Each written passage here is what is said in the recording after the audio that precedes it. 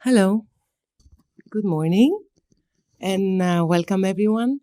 My name is Chrisa Vlachopoulou, and I am the regional manager for Stronger Together, our program of the British Council on Youth Leadership for Europe. Can you hear me? We are pleased to have you all here with us in this conversation that takes place in the frame of the AI for the Common Good strand of the program. Through Stronger Together, we aim to offer opportunities to young adults to develop skills and create also the right conditions to connect them with representatives of academia, the industry, and also policy making. This year's program took place in 5 countries. We realized 5 hackathons with the theme of green cities. The winning teams of these hackathons are here today with us in this room. And I will also take this opportunity to thank all the partner organizations that we work with in each country to bring this program into life.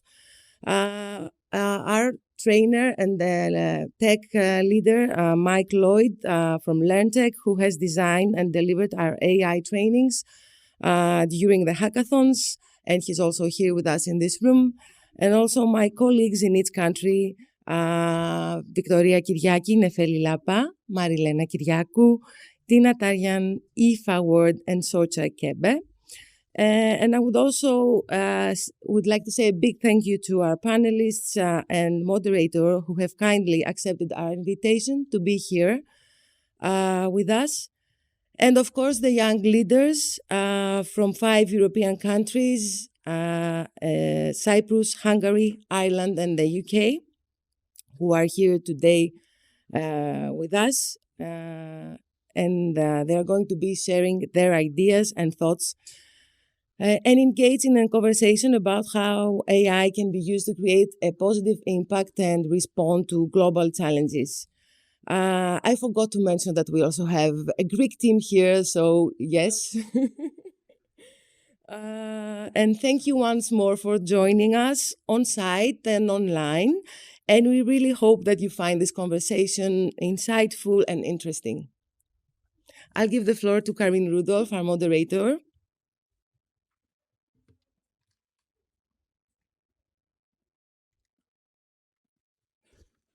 Hi, hello everyone, and thanks so much for being here today. It's a very exciting session, and I had the pleasure of spending time yesterday with these young leaders. And I have to say, the amount of ideas, energy is absolutely amazing, and you should be very proud of yourself having all these so many just visions and ideas for what's coming. And this obviously is a very exciting time for artificial intelligence and for you as young people. You're going to be shaping in a very important way the future of this technology. So it's for me a privilege to having spent time with you all. And before we start, I would like to ask thanks once more to our panelists. They are experts. They're a very short notice. They accepted our invite. So before we start, I'm going to ask Emma, perhaps you can introduce yourself. Sure. So, hi everybody. Great pleasure to be here this morning and having this conversation with you about AI technologies. So, I'm a Professor of Governance and Public Policy at the University of Bath, which is just down the road from here. And I'm a political sociologist by background, so I don't have a technological background, but I'm interested in questions of power. I'm interested in how technologies shape power relations in society and between societies as well. Although my empirical work has covered all sorts of things that aren't technological, for the last 5 to 6 years, I've been focusing particularly on the role of AI technologies. And you notice I do use the plural. I don't refer to AI. I don't think there is such a thing as AI. I refer to AI technologies. And I'm interested in both how they're used and how they're regulated. Thank you. Tim, please. Good morning, everyone. I'm Tim. So I'm with Graphcore, which is just headquartered here in Bristol. It's a semiconductor company that builds chips, particularly for AI. So I look after developer ecosystem, being able to use the tools, run experimentations, or deploy to production in terms of like solving real world problems. My background has been in various roles in like different hype cycles, call it that. Like now, called generative AI and all of that, but back then, through the digitization phases, big data, stuff like that. So from the industry perspective, R&D to commercial, so I'm interested in getting value from the technology, adopting it to solve like real world problems and stuff like that. Thanks, Tim. I would like to ask our online panelist, she's joining us virtually. Angeliki, if you can introduce yourself, please. Yes, thank you very much. My name is Angeliki Dodopoulou. I'm working as Public Policy Manager on AI and FinTech at Meta's, formerly known as Facebook, in Brussels. So my background consists of political science and history, sociology, and European governance. So I studied in Greece, France, and Luxembourg. And for the last 5 years, and so I'm working on the policy aspects of artificial intelligence and FinTech related issues.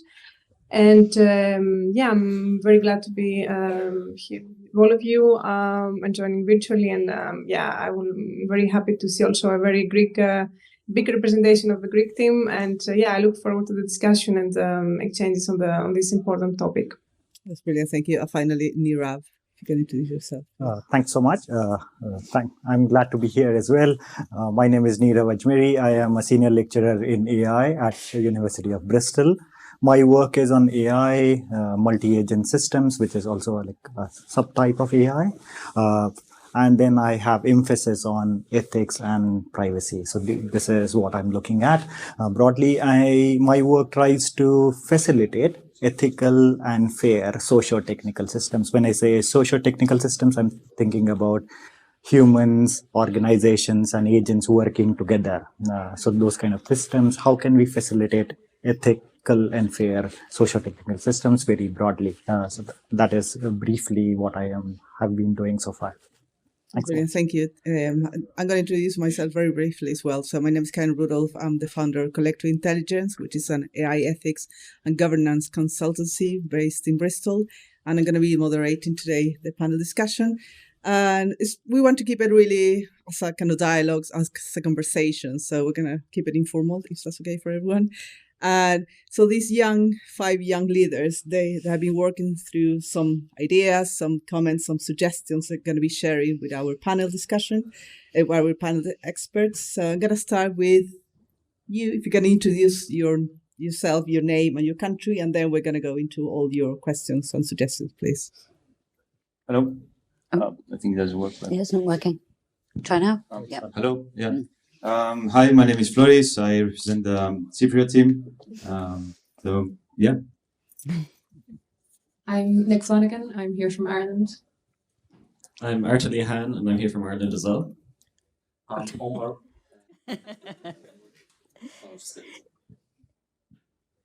I'm Omar Warak, and I represent the UK team. I'm Alex. I'm also from Cyprus team, but I'm representing a legislation team for this particular talk. Yeah, that's brilliant. Thank you. Alex, you're with the microphone now. Would you like to start saying a little bit about your topic and maybe some of your suggestions or comments, please? Yeah, sure. Our topic, as I already mentioned, is AI and legislation. The name that we kind of identify in order to put our main pillars together is global data governance and management in AI. And while we've been discussing it yesterday, we've covered 3 major points, which are privacy and data protection, like GDPR, copyright, data management workflows, ethics and decision making, globalization, inclusiveness, applications of AI in sensitive areas like policy making, for example, or healthcare. And during these topics, we've been discussing the right to be forgotten, which will be one of our main questions be related, as well as the copyright laws, who owns the data that has been processed by the AI, and is there any collective copyright rules applied, as well as another thing of related to applications of AI in sensitive areas is related to the open source model of Meta that been introduced last year, Llama, and what are the potential consequences and who is responsible of the outcomes of this model being applied by third parties outside Meta. That's brilliant. Thank you, Alex. There are loads of things to cover and to loads. I know, Emma, I can see you are taking notes. Is something you would like to start with, Emma? Maybe some. No, I'm just taking notes because otherwise I won't be able to remember what you've said, because there's so much in what you've said. It's really important material, and none of those are easily resolvable questions. No, yeah, it's kind of, we're just sitting here desperately trying to circle around a lot of complex and interrelated questions. I think I'll probably leave to Nirav the question of privacy and data, and whether or not we can design machines that do that, that protect those questions. One of the things that feels important to me in this area, so I mentioned at the beginning my emphasis on the idea that AI is technology, there's no such thing as AI, and that immediately poses us with an issue that says, actually, it feels more complicated, because we suddenly have to pay attention to how systems are designed, as well as how they're used in different sectors and used by different actors. But when it comes to regulation, it might make our lives simpler. And the reason for this is because if we disaggregate what we think we should be regulating, then we can tackle the question more easily. So one of the things that I'm particularly exercised by in relation to this field is the power imbalance between public and private actors. This feels to me like a really fundamental issue that we need to address. And what that means is that we can't regulate just AI technologies. We have to regulate markets, and we have to regulate corporate actors. Because if we don't do that, then we have no chance of effecting appropriately, robust regulation. And I think that applies even at the EU level. They're just about to sign off the new EU AI Act. But actually, more importantly for the development of these technologies is possibly the Digital Markets Act. Because this is, regulating the actors and different aspects of the markets which then produce these technologies is probably as important as some of the more specifically AI type regulation. That's brilliant. Thanks, Emma. I would like to ask you specifically, Angeliki, Alex mentioned Meta. Is that something you would like to maybe say about? Sure. First of all, just on the point about regulation, I think it's important, like for the Act, for example, to become, let's say, future-proof and be always and continuously, let's say, applicable for the various use cases out there. It's important to focus on to regulate, let's say, the what, specific aspects of AI than the technology itself. So we need to focus on the risk-based approach, as it was also the initial aim of the Commission, rather than regulating specific technologies. Overall, there is a growing recognition of the need for policies that promote, let's say, the responsible development and use of AI, and a number of initiatives are underway to achieve this goal. However, I believe that, working also on the Act for a couple of years now, I believe that EU needs to rediscover innovation, and let's say it should measure the measure of success in this case should be high quality jobs, investment, entrepreneurship in the context of AI, and also, as my co-panelists just mentioned, is to complete the digital single market. So it's important to have access to state-of-the-art AI. It's very important, to drive opportunities through this. And as Meta, actually, we believe also on what we call open innovation in AI, which provides access to powerful technology in every member state, regardless of research budgets and computing power. So I believe that through policy, business, and research, like a combination of all three, we can work towards ensuring that AI is developed and used in a responsible and ethical manner that benefits everyone. Now, when it comes to Meta, more specifically, we're excited about the potential for AI eventually. We're an AI company and provide solutions on AI. We believe that we did, actually a couple of projects when it comes to AI, and I can also go more in depth later on during the discussion, but it's just like to name one. So we have collaborated with Yale University and the Swiss Federal Institute of Technology at Lausanne, where we used Llama 2 that you mentioned actually to create Meditron, which is an open source LLM for the medical field that is designed to help guide medical care decision making, particularly in low resource crisis settings like conflict zones.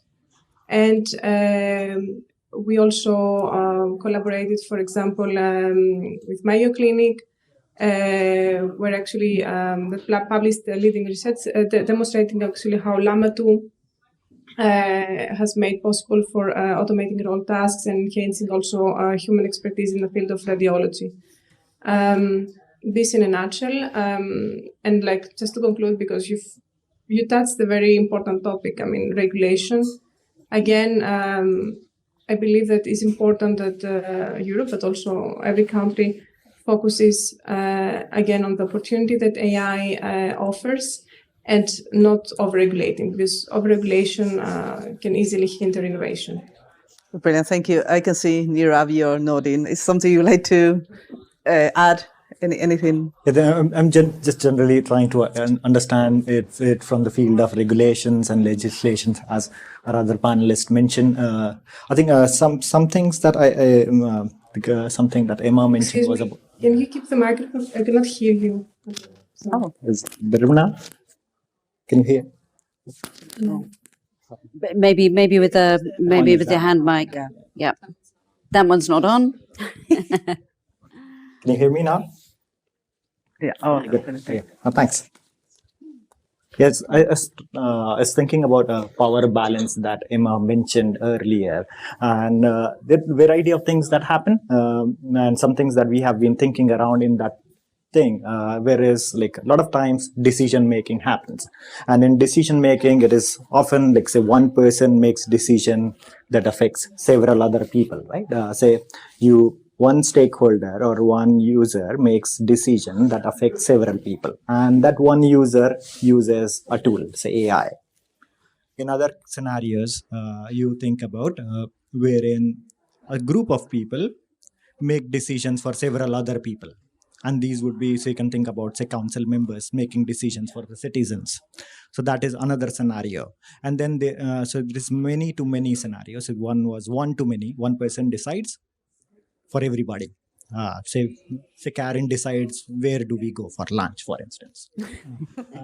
So that is one person versus everybody else. Versus say panelists or people who are here, they decide for everybody. Now, in these kind of scenarios, it could be the one person is part of the person of the society who could get affected, versus they're not affected as well, right?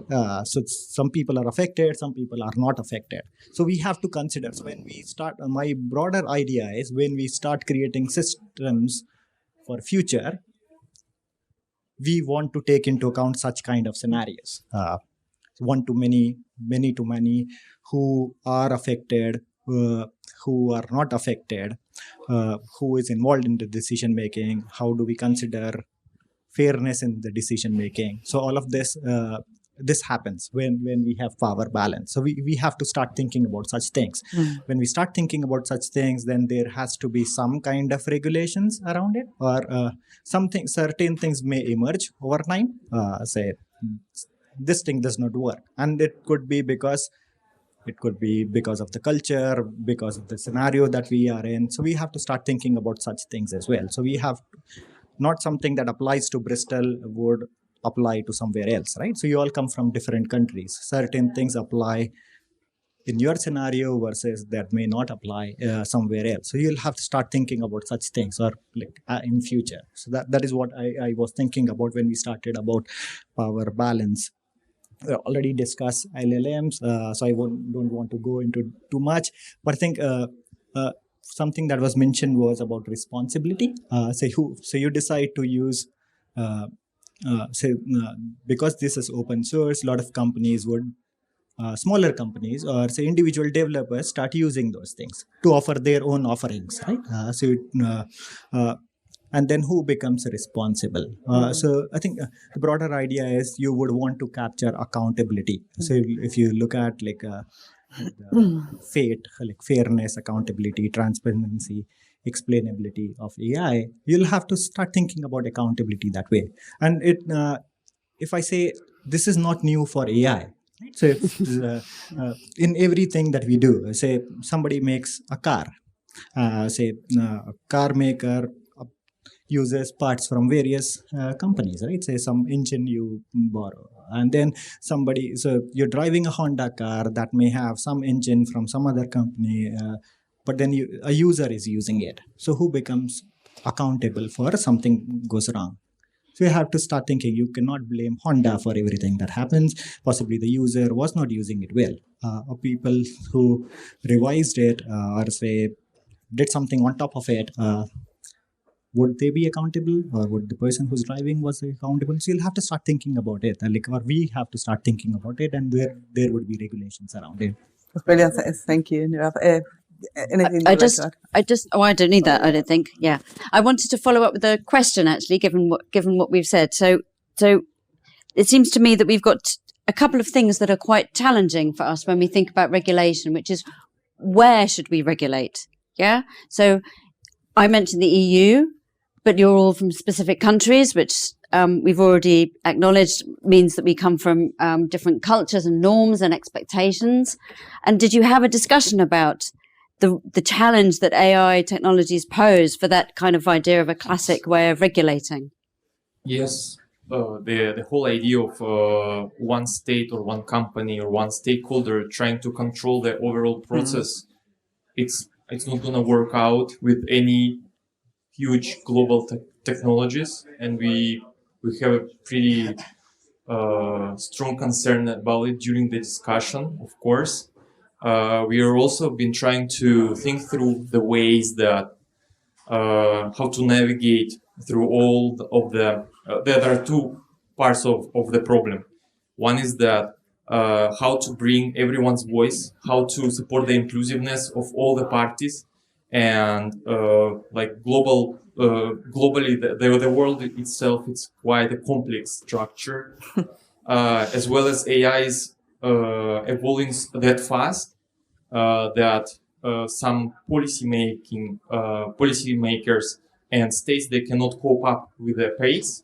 And some of the things like GDPR, right to forget, that we also wanted to emphasize during this talk is that the main question remains that you cannot unlearn, you cannot make, at least at the moment, the model cannot unlearn the data that you put inside. Then how the right to forget is applicable overall in AI space, in AI world. That type of problems needs to be tackled, and we are thinking what type of technologies can help us with that. Maybe there's a new spin for the blockchain, like as a technology that allows everyone to kind of vote evenly. On the other side, thinking about this copilot concept around AI that allow policymakers as well as tech, big tech, and all the rest of the stakeholders to be able to input and nurture the path, the positive outcomes of AI for the global industry, for the entire world and beyond. Yeah, thanks, Alex. Tim, is anything else you would like to add? Yeah, I think from a commercial, industrial side of things, perhaps a snapshot of, because I've been observing the regulatory space as a, from the commercial side of things. And what I I've seen is that it's powerful when it's regulated from the perspective of enablement. The lack of regulation could also be, paralyzing because I've seen this. Snapshots, pre-GDPR. I've had a project, for example, like Word2Vec, state of the art, so you could tell the age of this project. So, talking about deployment, any solution that goes through like end users, customers, subscribers, citizens, right? The lack of regulatory guidance, it was cool, like really promising tech, but nobody's gonna sign it off because you have your liabilities from your stakeholders, the companies, who's going to get sued, who's going to cover the insurance if something goes wrong. Commercially, those are there's the value of the tech, but there's also these underlying things. So, built the POC, come deployment time, nobody's signing it off. It was amazing. Like it was doing some really useful insights. 100 million subscribers. GDPR comes out. It was good not to have deployed it, right? I mean, I'm not gonna go into details, but stuff like that. A little bit forward to 2019 EU guideline, AI guidelines, not enforceable, not enactable, but they are guidelines.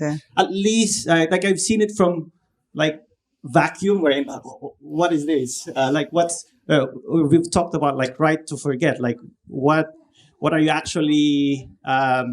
What's the most useful information that you can put into a model that is not personally identifiable and make it still useful, usable. There's a commercial aspect to it, like the conversations are around what's the cost of that, for every request to be forgotten, what's the cost to remove that from the model. I know that there are some of the big techs they're doing that as scientific and technological sort of research. There's another aspect to that, but guidelines wise, so it was a bit step forward because I've worked with companies with the guidelines try to come up with their own like audit framework. So I've helped some of these companies like go through this.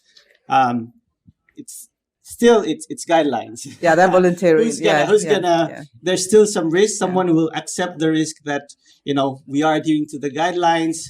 So then it becomes sort of, you get some more stakeholders or companies that are more less risk averse, more regulated industries still will probably not go into it.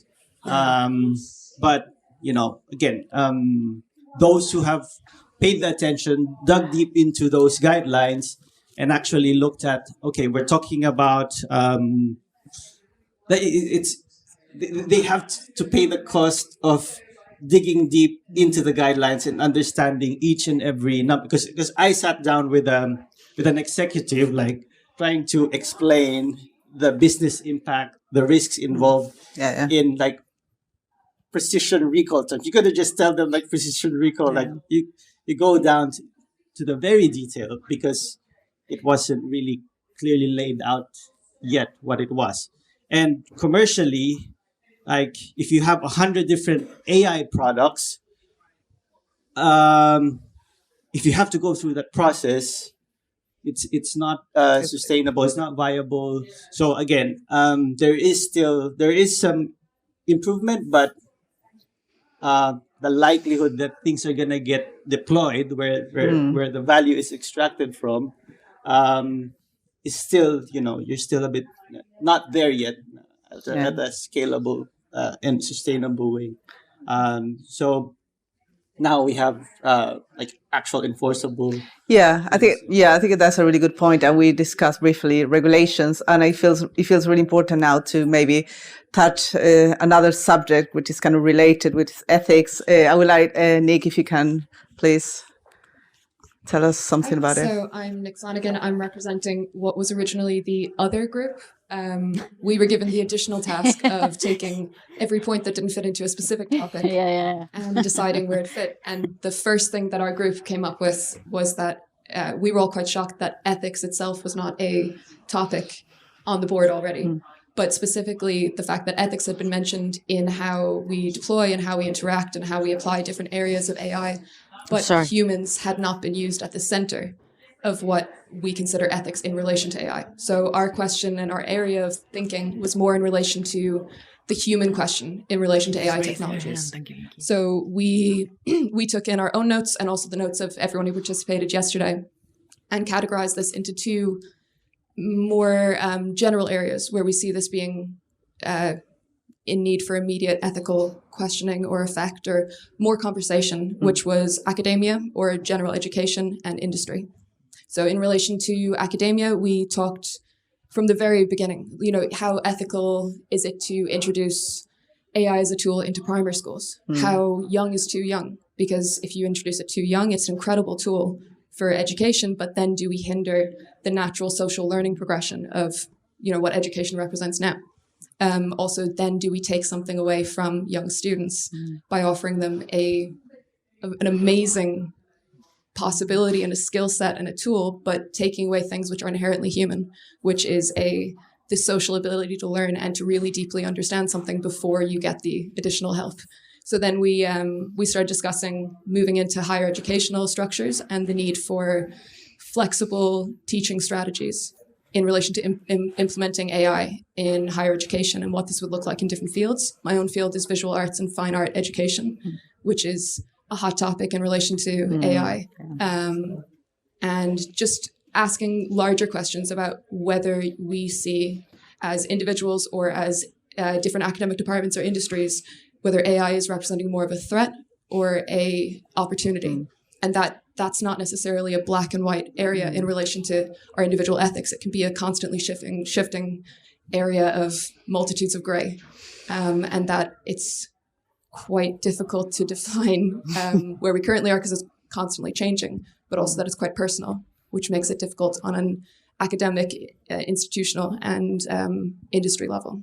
So the other area that we then started talking into was the possibility of using AI as a tool in industry, but in a way to compensate, I think, for the modern worker's lifestyle, but also the very obvious lack of time and the demand on time that is placed on modern workers, the modern workforce, and that AI can represent a tool that could be used or that should be at the very least celebrated as a way to work quicker, but also that ability to work maybe more quickly than previous generations or more efficiently is not necessarily celebrated right now.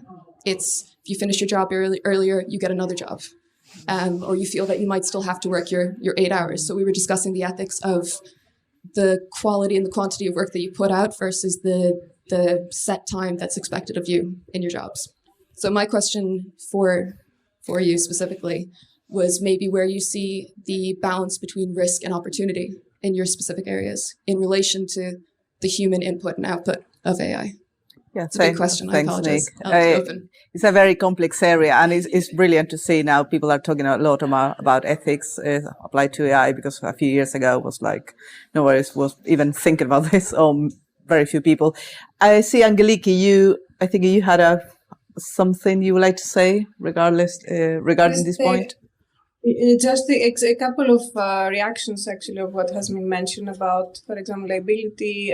So there's a robust framework now. It comes after the adoption of the European AI Act, which will be the AI Liability Directive, and will examine actually the, how AI, who will be liable, for example, in case of an accident caused by AI, and so on.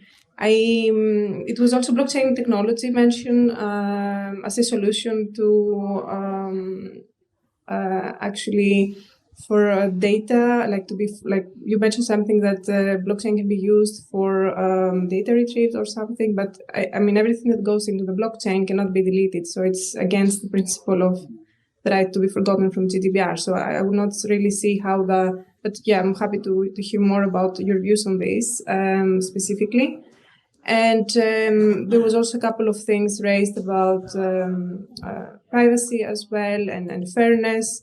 And I just wanted to mention that specifically, within Meta, we have a dedicated team, which is called Fundamental AI Research FAIR team, which for the last 10 years worked to develop AI systems that really take into consideration aspects like privacy, fairness, accountability, and transparency.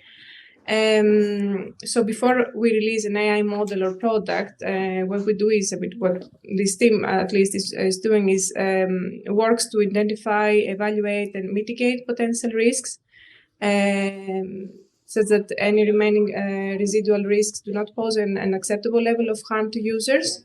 And this, for example, can include conducting pre-deployment risk assessments, red teaming with internal and external domain experts. And red teaming, by the way, it's also mentioned in during the negotiations of the AI Act as potential solution to mitigate potential risks. And we also collaborate very closely with internal and external domain experts, and of course, we carry out safety fine-tuning. Of course, this is a continuous process. I mean, we're always working to improve and iterate on our approach to responsible AI development. And again, as I mentioned, collaboration is key. So we try also to collaborate with government, other peers in industry, but also academia. It's very important for us to have this multi-stakeholder approach. And again, an approach also that the Commission now will follow with the AI Office for the implementation of the AI Act, when bringing together all relevant parties for addressing potential risks of AI. Thank you, Angelique. Well, it's all about risk. It's all about how to kind of try to mitigate these potential harms. So going back maybe to the ethics, is anything any of you would like to add? Do you want to go first? Yeah, sure. So you mentioned quite a few things here. I think one was about how ethical it is to use in like AI tools in primary school. I think maybe I was starting to think about it. I had not thought about it earlier, but then I'm thinking about it, say, in terms of, say, educational toys, and those educational toys have over the years have changed, right? So we might see different kind of toys over the years who would incorporate some bits of, say, personalization, and whether those are good or bad, I think we as a society will decide, and those things will happen. Some people would want it, some people would not want it. Now, when we start thinking about those things, then there would be questions of inclusivity that would come, right? Who has access? Who can get those? And then people would want to buy it. Some people may not be able to buy it. If you have one, maybe your child learns quicker. And these are risks that happen, or concerns that happen even today in higher education. I think I was in interaction with some people within the university, and they mentioned that now a lot of students are worried in the sense that, say, if they do not subscribe to ChatGPT, which is the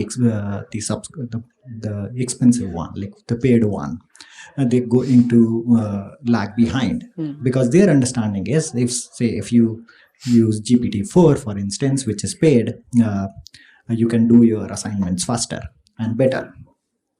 Right?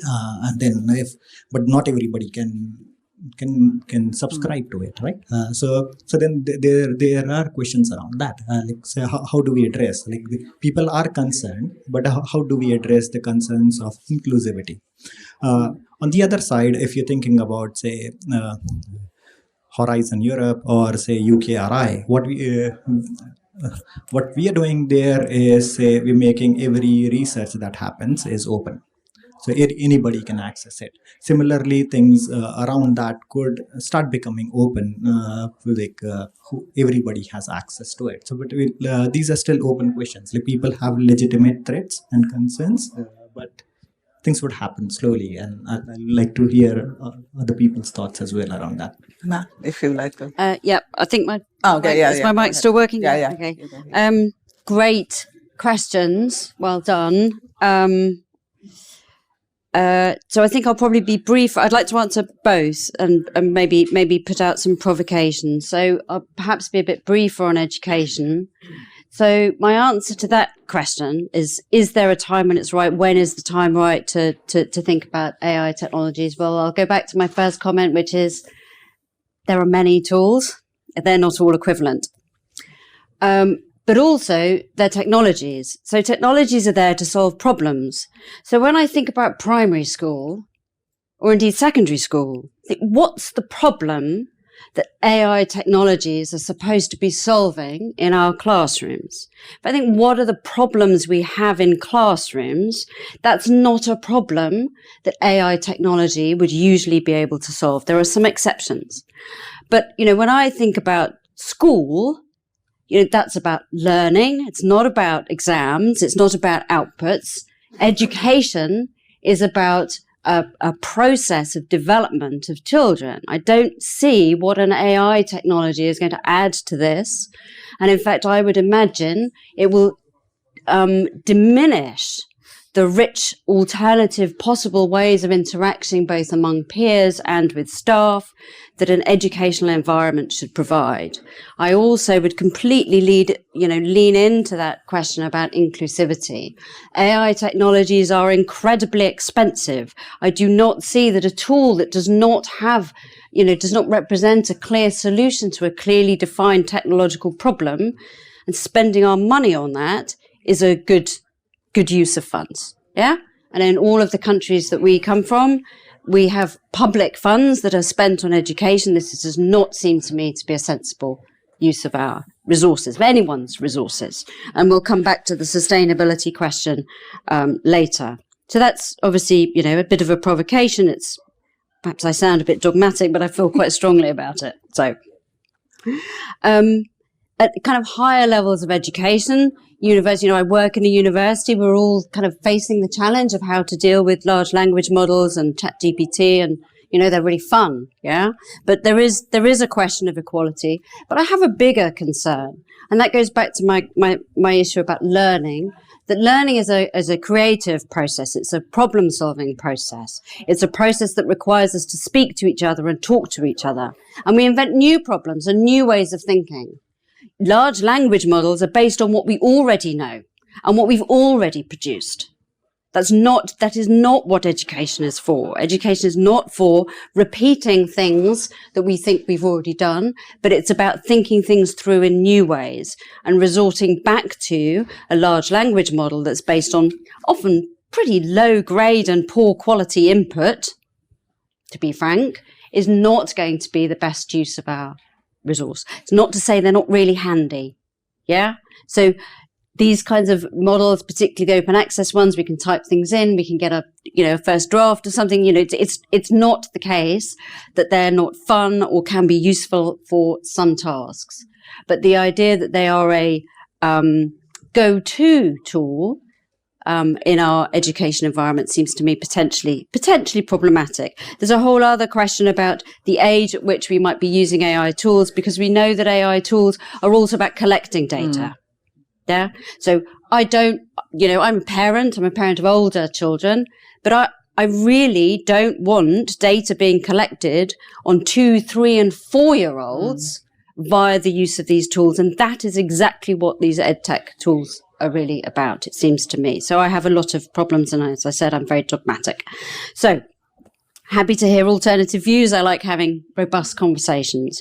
Really briefly, because I realize I've taken quite a lot of time already, just on the industry question. So there are two things that strike me about this.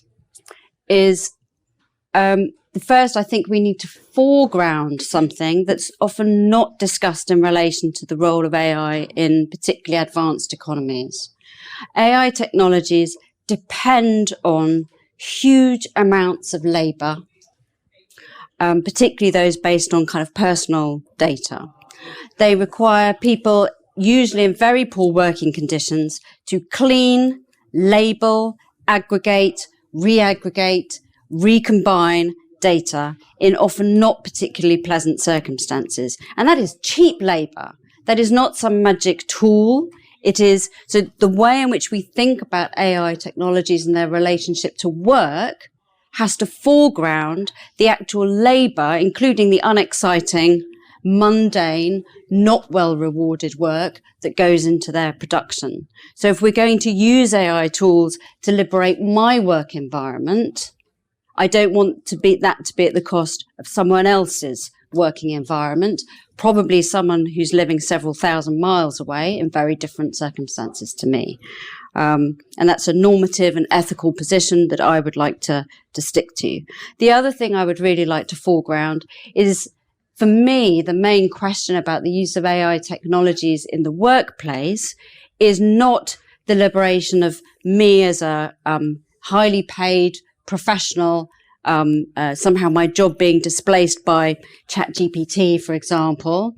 My concern is about the use of AI technologies in work environments already.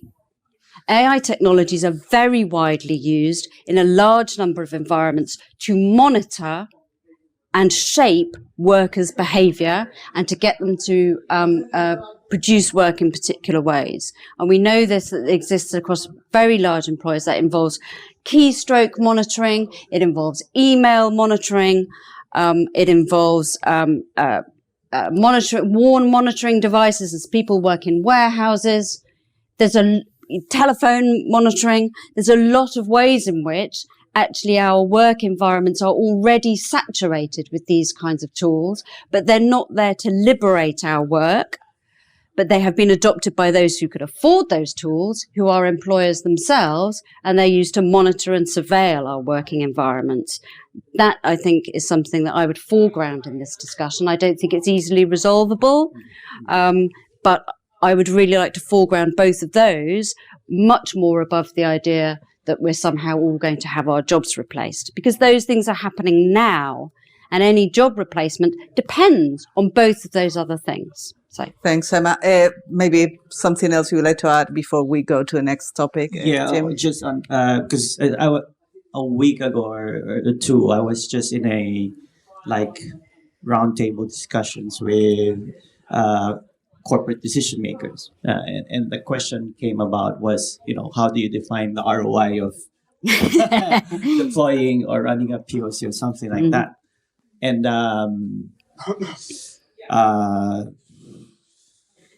ethics, like ROI, huge. I mean, it's but part of our conversation was, we delve into that quality of work, right? How do you put a number on the quality of work? I mean, the sustainability space has gone through this. They now have instruments to probably put in the. Still a long way to go. But anyway, yeah. So in those conversations, so the people who will be implementing, right now it's nice to have. I don't know. I couldn't speak for everybody, but because nothing's that it has to be there in those kind of conversations with executives that are trying to deploy it, right? It should be embedded in the how, process. How does it get there? I think someone should be advocating for it. Is that enough?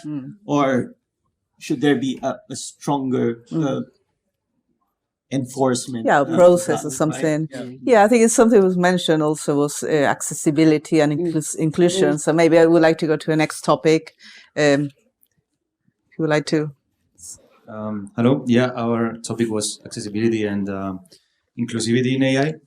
And we tried to give it a brief description, and we came up with inclusion of people and their values in the development of AI models, and accessibility when it comes to using them.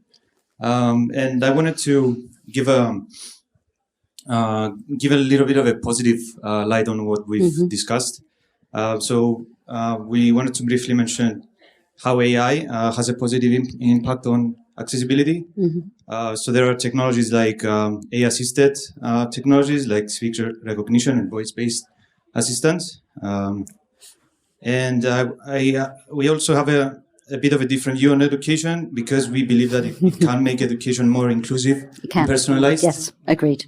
So imagine we don't all have the same level of education, especially in third world countries. So we believe AI can bridge a little bit of that gap. And we've also mentioned that automatic translation has also made the information more accessible to around the world. And yeah, we were thinking, how do we ensure the accessibility and inclusivity of AI? And we found a couple of challenges, such as affordability, like how do we make those available to third world countries, like the GPT Pro edition, for example. And even during the development, how do we make sure that these systems are not biased towards a group of people and they don't have our stereotypes? And we also wanted to raise the open source vs closed source dilemma. I know we've touched a little bit on it before. And our final question is, can people with disabilities use AI today? And how can we improve moving forward? That's brilliant. Don't know if open to anyone who would like to start.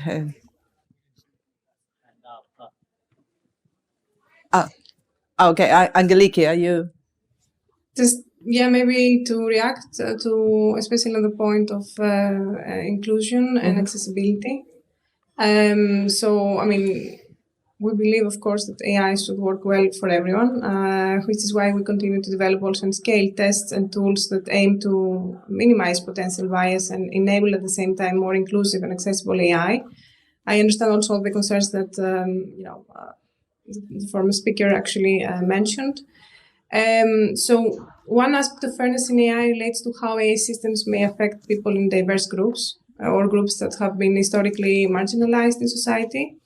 We know it's possible for AI systems to learn societal biases through their training data, and also the trends in that data or gaps in representation can of course manifest in a range of potential issues, like producing content that reinforces negative stereotypes or in erasure of identities, for example.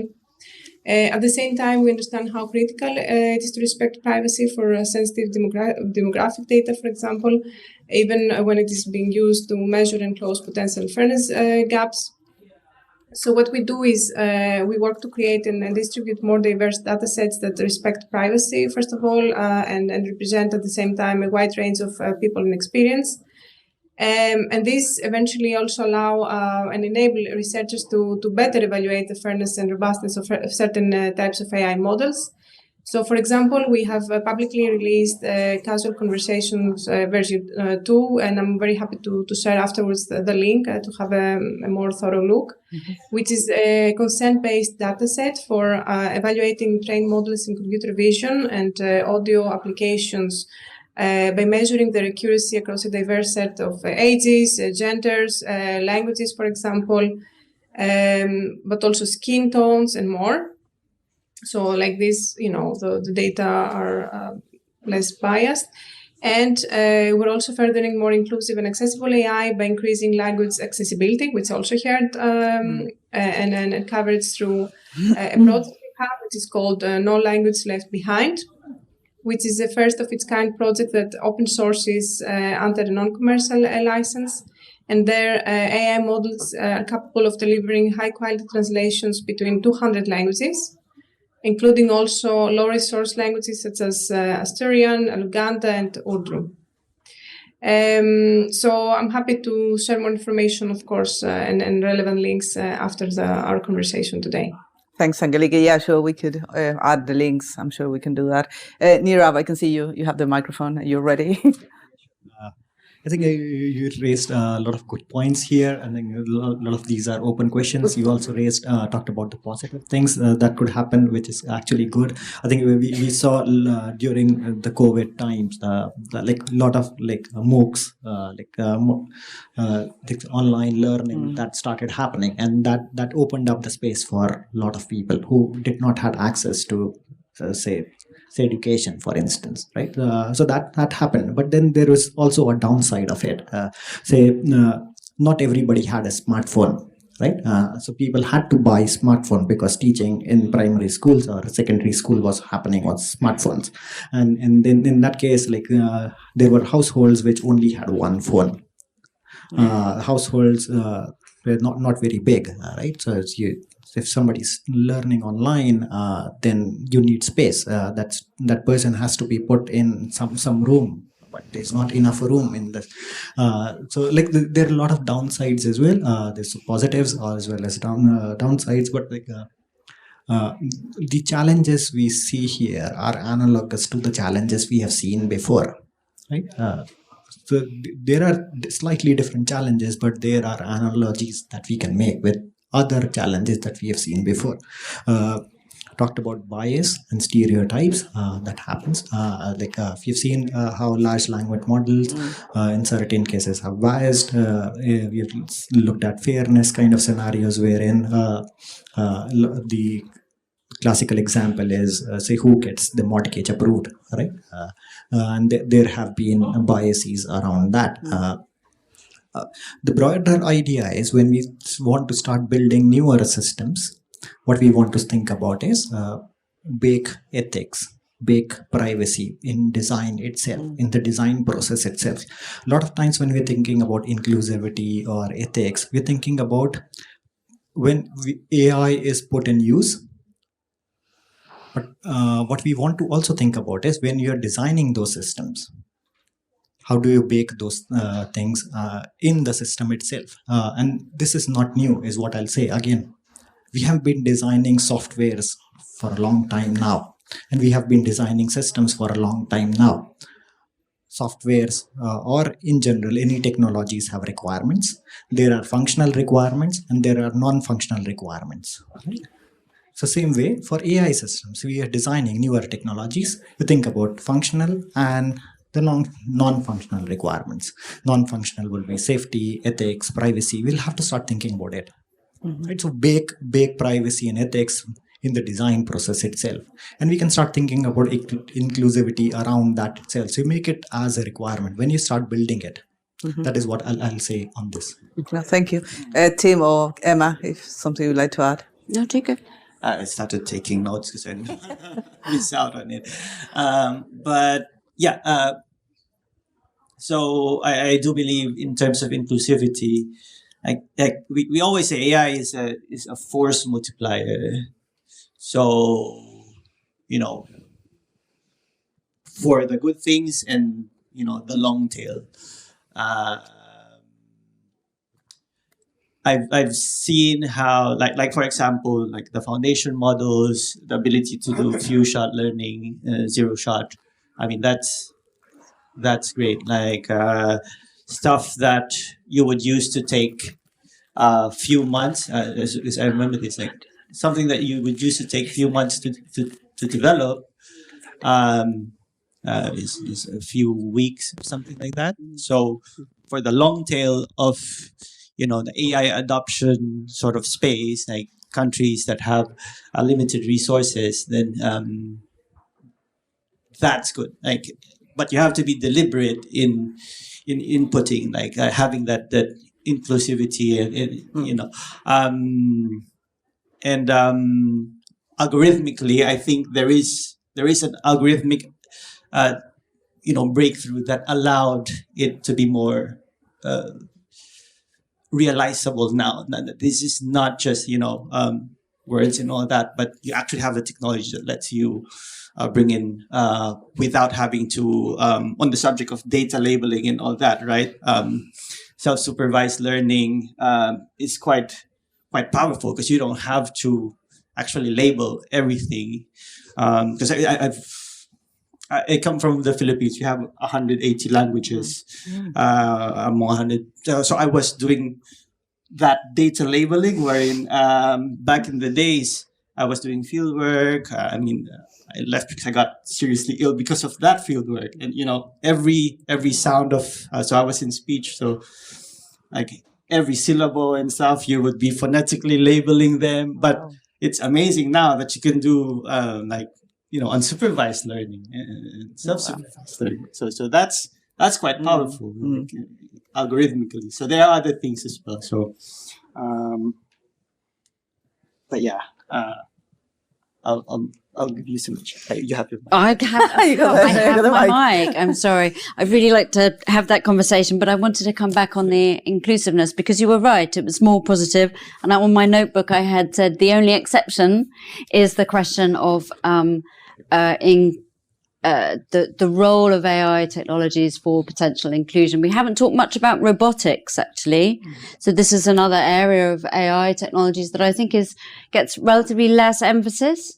And it's difficult to do, and it's not cheap, and it's not short term. So it's not an obvious target for private investment. And I would suggest we might then go back to my question of what is the division between private and public investment in this area, and who's in charge of where our main developments come from. But if I think about someone with, so getting away from the schools, although I'll come back to the schools, think about someone with dementia. We have very significantly aging populations across the advanced world. If I think about the possibility of an AI tool to help someone with dementia or someone who's had a stroke to organize their life, to provide them with prompts, to provide them with support to manage their life independently. Same goes for people who may have processing difficulties or neurodevelopmental difficulties. These things are really, really critical and offer huge potential. I'd be really happy to support. What I come back to is, what's the problem you're trying to solve? There, a problem seems really clear. There you can say, here is a problem, and here are some potential technologies that may help us solve that problem. And if that's the case, then that offers some possibility. Okay, thank you. I'm going to go back to you, Angeliki. I'm going to try to go to the next topic, which is also very important, and sustainability, which is another one. Before we move on, may I ask one question on the ethics? On some recent news that they managed to integrate the chip to the brain. Oh yeah. Of the what do you think of on the ethics of those things? Like when robots and AI becomes the part of the human being at the end of the day. You're looking at me, and I've been the most dogmatic, so I will sail my ship forward to answer that question. I feel, well, you can understand from what I've said before, I feel deeply ambivalent. I think that would be the closest to positive that I could get. But it seems to me that if you have a direct interface, then there's clearly some potential for people who are otherwise unable to move, for example. There may be some significant potential for their advantage from that, and that feels really positive. I have an underlying concern about how this is being marketed as some sort of magic solution that everybody's going to end up being a bionic person. That seems to be a bit of a problem. But yeah. Right. Angeliki, before we go to sustainability, something else you would like to add? No, I just wanted to react before on the open vs closed approach, because I think that we haven't replied this. So I just want to share actually what we think about it. So when it comes to open source, we believe that in general, when AI is open, creates opportunities for everyone, not just a small handful of big tech companies that, own this technology. So as you perhaps know, training a new foundation model from scratch can require significant resources. I think you mentioned it as well. The student that raised this question, and may not be readily available to everybody. To everyone, let's say, to every developer that would like to use such technology. So open models lower these barriers to entry. And by using open models, every developer can build based on this and create new AI tools or launch new AI ventures without spending significant amounts on research and computing. And on the other hand, as well, I mean, it's also we see also other type of actors using, for example, our open source AI technologies like Llama to build their own innovative tools and services. And we also believe that openness in general drives safety and trust.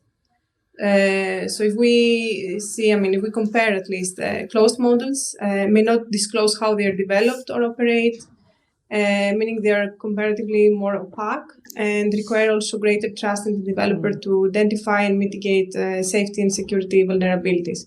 But for example, you have an open model, and if many developers use it, even if they spot something in the model, like potential bias, potential mistake, then they report back to us. I mean, that we developed the model and we have the chance to improve it and, let's say, make it better for its use. This just a quick reaction on this, because we haven't really answered on this question. And when it comes to sustainability, of course, AI has a lot of potential there. At Meta, we're using machine learning expertise to find new ways to provide a scalable alternative to expensive energy storage technologies, for example, known as electrocatalysts, with the aim to, kind of achieve clean and sustainable power. And we have also a project called Open Catalyst, and for this we partnered with Carnegie Mellon University. And the main objective of this project is to discover low-cost catalysts that can drive the chemical reactions necessary to convert excess solar and wind energy into other fuels that may be used, for example, to generate electricity, and so on, and when other available sources of renewable energy are unavailable. And by developing let's say AI to accurately predict atomic interactions faster than the compute-heavy simulations scientists rely on today, calculations that take modern laboratories days could instead take seconds. So it's really efficient. It's very effective. We have tested it, and perhaps others can also use it as an example of like to scale it further. Thanks, Angeliki. Well, it's perfect time now to discuss a very important topic of sustainability. Nice to meet everybody. I'm Omar, and I'm representing the UK group. And we talked about sustainability on AI. So between my group, the first thing that came with sustainability was how to help the environment. That's the first thing that popped out in our mind. And we believe there's a lot of incredible ways that we can help sustain environments with AI, which do not have to be super complicated advanced technologies. I believe there's some technologies nowadays that can help and are able to help. As an example, I'll put a simple example. There's a recycling company. There's modules. They're filling models to put these materials to other places so they can be used again to not be thrown away. A simple AI reading model that reads the whole document and is able to select these little keywords from the document and give the pass to go on with the documentation, or give it back if there's something wrong with the document, instead of having done manually and having to spend a lot more time actually just checking the documents and doing more recycling and helping more the planet. That's the first thing that came up with sustainability. Of course, I'm aware there's more you can hit with sustainability. As an example, there's costs and more. So, but I'm here to ask some questions about that, because what's the first thing that comes out in mind when you think about sustainability with AI? Because I know hardware has a big part in it, so I'm really looking forward to your answers. And I'm not too much aware of it, so I'm more of a software guy, so I'm looking forward to it. Anything else that comes in mind? How will AI help more than actually is going to damage? Is the energy that's going to produce and reduce going to be helpful enough to compensate the damage it's actually doing? Thank you. Very important questions. Tim, maybe you would like to start with your views on that. Well, yeah. It's not difficult. A lot of questions. So, I mean, there's from a hardware perspective, no, there is opportunity to design new types of hardware that are more efficient in terms of running these workloads. That's one angle, because like the GPUs now is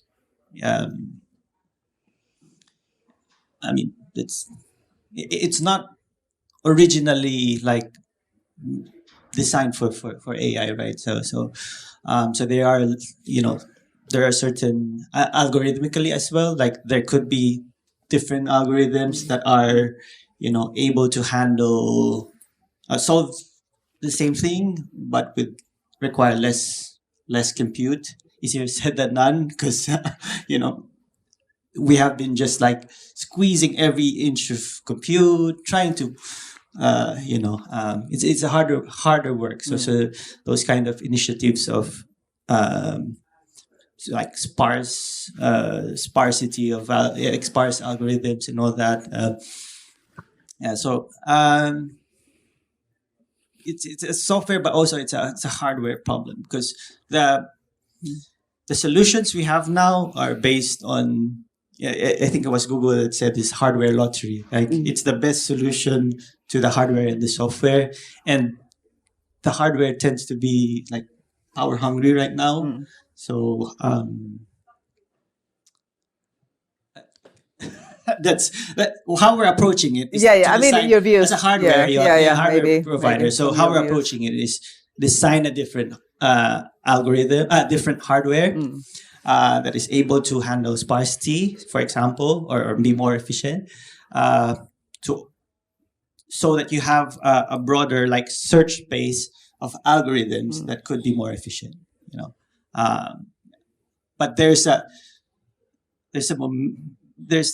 strong inertia from the current ways of thinking, current family of algorithms and hardware. So data centers also use a huge amount of energy, and that's also another big issue.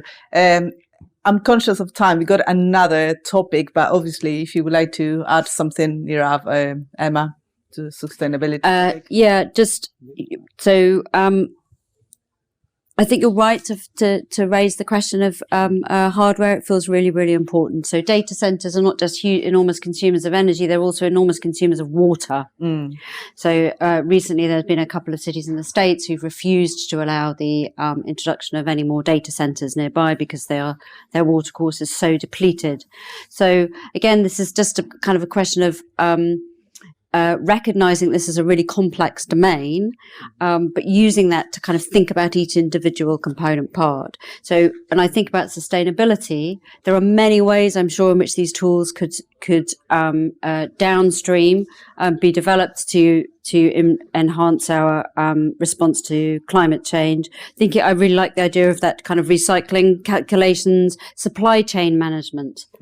So agriculture. There are many ways in which a kind of or that kind of mathematical and scientific research, which then will enable us to develop new solutions. That seems to me a sensible use of AI tools in this domain. But I do have very grave concerns about the hardware implications, and particularly around the use of rare earth minerals.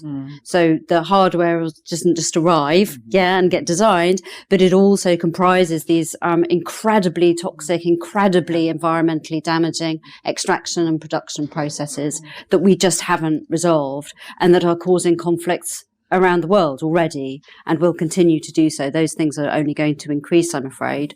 So the sooner we can get to that hardware development, those new chips that keep being promised, why NVIDIA's stock price has absolutely gone through the roof, the sooner we can do that and the more emphasis we can put on that, the better, it seems to me.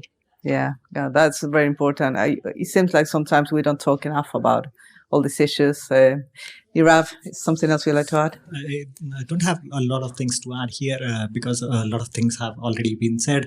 As we've been seeing that on the software side, we have a newer type of algorithms that have been designed every time. Like how can you design an efficient algorithm instead of you requiring a GPU? Can you like a bigger computer? Can you just do it in your laptop?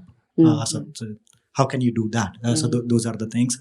Some things that Emma mentioned earlier about thinking about the problem first.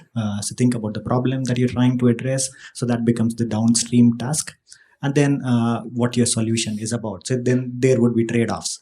Say what the compute you are trying to use, and then what are you giving back, right? So you'll have to think about those trade-offs that are happening.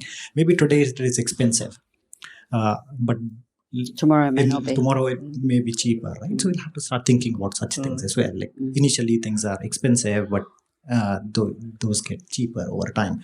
There are a variety of downstream tasks. Say think about smarter homes. How do you consume energy? You can think about AI and distributed AI, your smart home talking to other people's smart homes. Say, hey, I need to run my machine now. It's a washing machine now. And this is peak load time. Do you mind not using yours? If like AI systems can negotiate, AI systems can collaborate. Those things can be made easier, right? So you start thinking about such things. That's brilliant. We have one last topic. Let me just add to that. I think you mentioned non-functional requirements. If that's part, this is from the perspective of how developing AI solutions, because there are. I heard one consultant on sustainability saying that the best way to keep the energy down is to turn the lights off. Like we've been told that by parents, right? But this applies to software, AI software as well. I think there are studies there that are showing containerized solutions actually tend to cost less because you have auto scaling. So you have to add that to the development process so that by default, if you're not using it, you release the resource and you're not running the bills up. Okay, thank you. We have the last topic to discuss today before we open the floor to questions, if we have time, potentially. So holistic AI, please. Yeah, so what my team discussed was holistic AI. And I suppose the first thing we have to do is figure out what that actually meant to us, because it's a very broad topic, right? So the way we kind of viewed holistic AI was like the overarching view of how AI is being developed as a whole, as well as how AI is literally being used everywhere. Like there's great uses of it in things like medical imaging and really helping that process. But then there's also cases like people dating and marrying an AI girlfriend. Like it's being used literally everywhere. So that was something that we were trying to think of. Like, is there a way to try and focus our development of AI in the future? Or are we really risking sometimes a byproduct of something as dumb as a girlfriend could potentially help something else later on? Or is it totally frivolous? Another thing worth mentioning was there's a lot of issues with accuracy of AI. Like ChatGPT is known to hallucinate, just be wrong, right? And we were wondering what is the best way to go about to solve this? Should we limit the use of AI? But what we thought is we should really raise the awareness of not only just AI literacy, but just technical literacy as a whole in schools. We should view AI as the tool it is and kind of like a Google search, right? Like you'll Google search something, you look at the first result and you'll be like, maybe this isn't right. You look at the second page, realize it was right, but at least you did check because you knew that it's not always going to be the truth. Whereas people with ChatGPT these days, it's like ChatGPT said it's right every time. And that's something that we feel that if we could introduce streams into maybe secondary schools where they learn how an AI is all just a probabilistic machine and how it just works. And it can really facilitate another area of work as well where multidisciplines can work closer together. Because as a tech person, as sad as it sounds, sometimes like when I'm working with other disciplines and I have to explain how an AI works at a basic level so they know not what to expect, it gets really annoying. Like, as sad as it is to say, like that's true. So if we could raise the literacy as a whole, it'd be very much helping to reduce the siloing on the tech departments making all the decisions and widening the scale of what we could work on using more domain experts. And then with this multidisciplinary research, it could help with policy making as well, because there are cases where, people are great at making policies and they know what their stuff, but there's a lot of blind spots when it comes to tech, I feel, where you see online people that just don't know what they're talking about and they are defining how tech will be used in the future. So I feel that could really help with, assessing AI technologies properly and making sure that all the impacts are properly used. And then one thing that I did feel that would also help with this is, since there is a risk with policies that with AI is moving too fast. You won't be able to make a policy for AI now because by the time it comes out, it's already out of date. So like one thing we felt is if you increase the knowledge of AI in schools, it could encourage practices where, you know, it is common to work with other disciplines just normally. And it's not something that has to be enforced, but it's just something that's expected, which could work well. But I suppose these are all kind of, they're very theoretical and it's not very concrete, but as a whole, it's like, what do you guys think about this as a whole? Well, thank you. It has been a very lively discussion. Clearly, we can be hours talking about all these issues. We have just a few minutes left. If all the panelists would like to just maybe address some of these questions. Oh, yeah, Angeliki, sorry. I can actually, first of all, I'm very impressed of what has been mentioned. All these kind of issues are something that we, seeing how AI is developing, or everyone has them in mind in a way. So it's important, as you also mentioned, that companies provide in a way create more transparency to users through measures that explain how AI-powered products work, and at the same time, it's important also to enable users to understand when they are engaging with AI-generated content. You mentioned also like ChatGPT. So as the capability of AI has grown, at the same time also the calls for greater transparency and control over how the technology is developed and used also became more, let's say, big. And this is also, it's both from developers and end users, also to governments and civil society. These concerns and kind of questions address all types of stakeholders. So indeed, if people cannot understand how or why an AI model or product behaves the way it does, or feel that they or others have insufficient control over it, it will be difficult at the same time to build the trust necessary for the widespread uptake of these technologies. So at Meta, we have a couple of kind of transparency measures that aims at addressing these concerns and trust in AI technologies. So we have a project called Why Am I Seeing This?, which is a user-facing tool that enables people to better understand and more easily control what they see on their newsfeed from both friends and advertisers. We have system cards, which is contains actual information and insights that anyone can use, understand, and customize their specific AI-powered experiences in our products. So, for example, how people choices and behaviors influence what content they see through, for example, ranking or recommendation systems and so on. And we also use watermarking, which is, for example, when photorealistic images are created using our Meta AI feature, which for those who haven't tested, I encourage you to use it through your messenger. If you put Meta AI, you can also experiment with it. So we take several measures to help people know whether those images are generated by AI, including putting visible watermarks that you can see on the images, and also invisible watermarks and metadata which are embedded within image files. And your last point, you mentioned something about regulation that I would like to. Can you please remind me of the last point you mentioned, because I wanted to react on this as well. Yeah. So what I was saying is there is kind of sometimes, well, I felt anyways, that it can be quite difficult to regulate something that's changing so fast with AI. So we felt that if you can encourage best practices from secondary school to where it's not a regulation, it's just the norm. No, you're right. Yeah. So, for this, at least now with the European AI Act, because, it was one of the challenges that I guess also regulators see, that there is a continuous continuous evolving AI. And for this, the Commission at least will work with implementing a delegated act, which is a special kind of type of laws that as the AI evolves, then they will have the possibility kind of regulate it through this implementing a delegated acts in order to remain fit for purpose, regulation. So it's a challenge that I guess also regulators have spotted and they try to react. And of course, with this AI office and this multi-stakeholder approach, the Commission now wants to to establish. There are different fora, like the scientific panel with researchers, there are the industry panel, and all the stakeholders will gather together to address, this evolvement of AI as well. Thanks, Angeliki. We have just literally a couple of minutes, so final remarks, if you would like to add anything, Nirav and Emma, Tim.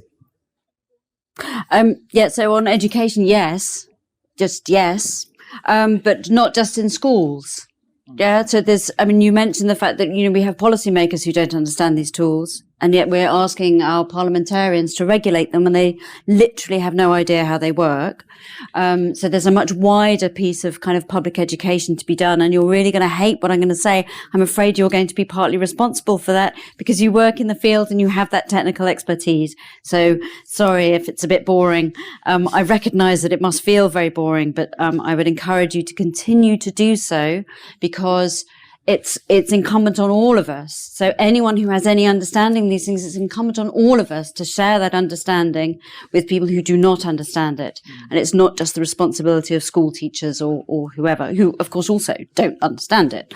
I want to make a wider comment. Holistic AI, yeah.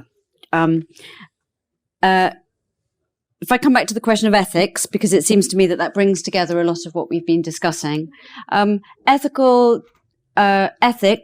is morality in context. It's morality in practice.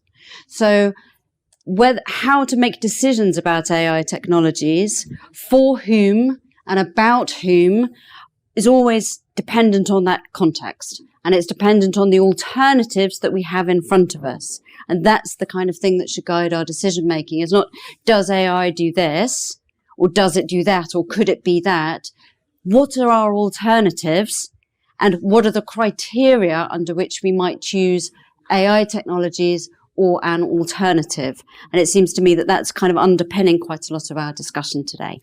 Thanks, Emma. Tim, would like to go next, please? I'm just going to agree on the education piece, just like any tech adoption model, like educate before you can enable and all that. I think you were referring to AI, using the term AI technologies, that on its own is very powerful, because it paints a picture that, it's not one thing. Yeah. Yeah. So, but as tech, for those who are more technically inclined, they also have to recognize that educating is part of the job. Like it's like when I was younger, I was like, I don't have any patience going through, the tech. We use jargon because it's, as tech people, for efficiency of communication and developing. But for adoption, I sat down with an executive talking about precision recall. Imagine, you have to get down into that detail, or there should be a more broader, education drive or framework that brings us all together as a society. That level of knowledge. Yeah, thank you. Nirav, finally, I don't think we have time for questions, unfortunately, but I think it's been very, very amazing to talk about all the things. But Nirav, if you'd like to go.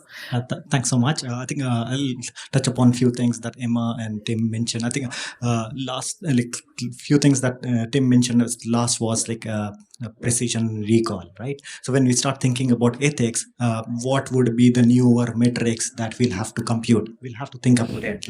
What do we compute? How do we say that this system that we have designed is ethical? How do we measure that, right? If it's fair, how do we measure that? So we'll have to start thinking about newer metrics. Emma also mentioned about some things about thinking about context, circumstances. So I'll go broader around that. And when we start thinking about fairness and ethics, we'll have to start thinking about people's values. Think about the cultural norms or societal norms. We'll have to start thinking. So when an AI system is making decision, so it is, if my autonomous agent that works on my behalf makes decision, is it considering other people's values? It is not just considering my values. Is it Is it also considering other people's values who are also getting affected with my decision, right? So I make a decision, but that could be affecting several other people.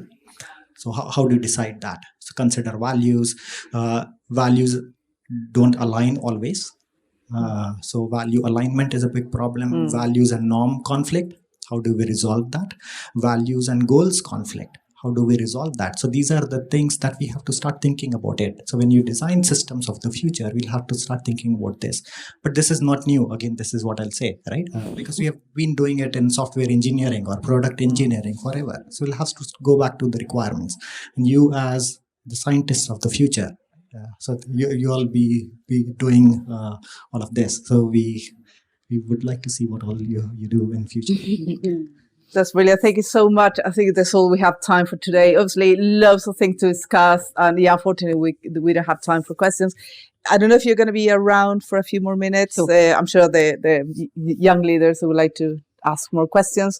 And we'd like to thank you, all the panelists and all the young people here today and everywhere, just here on the audience and also online, for to be here today. And yeah, thank you very much. And Angeliki as well. Angeliki as well, online. Thank you. Thank you. Okay.